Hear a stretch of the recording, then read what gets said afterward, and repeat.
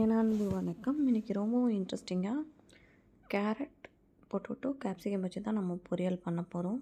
இதுக்கு தேவையான பொருட்கள் என்னென்னு பார்த்தலாம். நறுக்கிய ஆனியன் 1, நறுக்கிய கட் பண்ண தக்காளி, ஒரு பெரிய உருளைக்கிழங்கு, ஒரு கேரட்டு,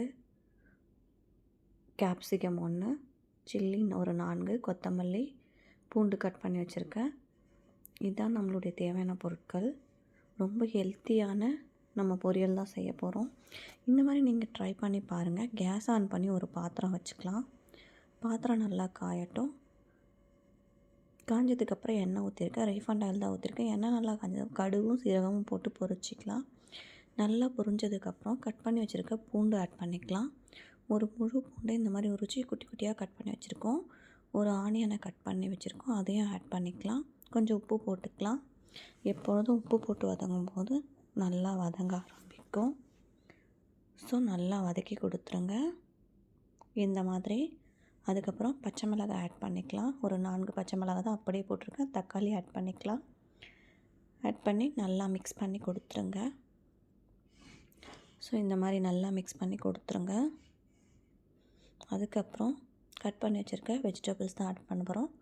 கேரட் 1 ஆட் பண்ணியிருக்கோம். அதுக்கப்புறம் பொட்டேட்டோ ஆட் பண்ணியிருக்கோம். ரெண்டுத்தையும் நல்லா வேக வச்சிடலாம். ஸோ நல்லா வேகட்டும். இதுலேயே நல்லா மிக்ஸ் பண்ணிக்கலாம். கொஞ்சம் நல்லா இது குக் ஆனதுக்கப்புறம் தான் நம்ம கேப்சிகம் போட போகிறோம். ஸோ இப்போ நம்ம கேப்சிகம் போட்டாச்சு. கேப்சிகமும் சேர்த்து நல்லா குக் பண்ணிக்கலாம். ரெட் கலர் குடமிளகா தான் எனக்கு கிடச்சிது. உங்களுக்கு என்ன கலர் குடமிளகா இருக்கோ அதை ஆட் பண்ணிக்கோங்க. ஆனால் ரொம்ப டேஸ்ட்டாக இருந்துச்சு. சில்லி பவுடர் ஆட் பண்ணிக்கலாம். உங்கள் காரத்துக்கு ஏற்ற மாதிரி நீங்கள் ஆட் பண்ணிக்கோங்க. தண்ணி எதுவும் சேர்க்க வேண்டாம். அனல் கம்மியாக வச்சுட்டு ஸோ நம்ம குக் பண்ண போகிறோம் இந்த மாதிரி. அவ்வளோதான். கொஞ்சமாக நம்ம 1 டேபிள் ஸ்பூன் தயிர் ஆட் பண்ணிக்கலாம். உங்கள்கிட்ட இந்த மாதிரி கர்டு இருந்தால் யூஸ் பண்ணுங்கள், இல்லைன்னா பரவாயில்ல, ஆப்ஷன் தான். அவ்வளோதான். நல்லா மிக்ஸ் பண்ணி கொடுத்துருங்க. தண்ணி எதுவுமே சேர்க்காதீங்க. ஸோ இதிலே வேகும்போது ரொம்ப டேஸ்ட்டாக இருக்கும். ஸோ பாருங்கள், சூப்பராக இருக்குல்ல, நல்ல ஒரு கலர்ஃபுல்லாக. கொஞ்சமாக கொத்தமல்லி இதுக்கு மேலே போட்டுட்டு ஒரு லிட்டு வச்சு நம்ம மூடிடலாம்.